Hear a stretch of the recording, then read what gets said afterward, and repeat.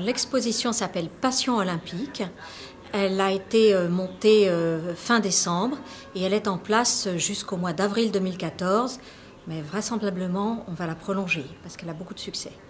L'exposition est organisée en plusieurs thèmes. De la légende naît la passion, et ça c'est l'histoire des Jeux olympiques d'hiver et de toutes leurs épopées avec les champions, avec Carole Montillet, avec les vêtements que tous ces champions ont offerts à la Maison des Jeux olympiques, ou avec leurs trophées, la médaille d'Edgar Gros-Piron, la carabine d'Hervé Flandin. Enfin, il y a beaucoup de choses. Et puis toutes les petites mascottes, parce que les petites mascottes, c'est rigolo, ça rythme la vie des Jeux olympiques, et puis c'est le souvenir amusant, c'est le souvenir affectueux de ces Jeux. La dernière des mascottes étant le léopard des neiges, qui nous a été offert par le comité olympique russe. Autre thème, c'est le flambeau. On transmet le flambeau d'Albertville à Sotchi, donc des magnifiques cérémonies des Jeux olympiques d'Albertville, extrêmement fortes en créativité, en émotion, en imagination, tant de chorégraphie que de dessin de costumes, jusqu'aux Jeux de Sotchi. Et Sotchi Sotchi, ce sont des Jeux qui ont été entièrement créés.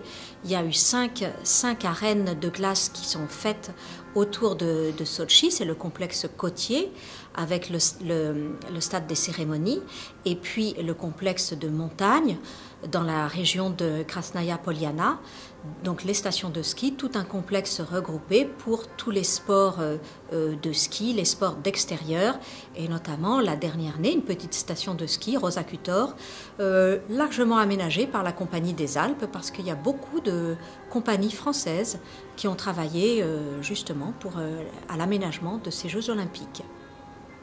Et le troisième thème, c'est un hommage à un passionné qui est, en plus de ça, albertvillois, et qui est un graveur, un artiste, un homme engagé, un homme de conviction, qui a le trait fin, le trait de plume élancé.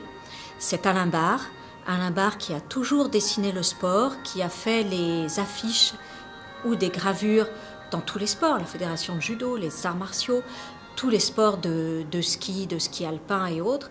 Et il a aussi dessiné la musique avec le jazz. Mais c'est un homme qui sait saisir le mouvement, qui sait rendre compte de l'effort du sportif, et qui sait rendre compte de ce geste, de cette gestuelle sportive, où on a l'impression, quand on regarde ces affiches, que le hockeyeur est là, qui va bouger, que le skieur alpin est en train de descendre.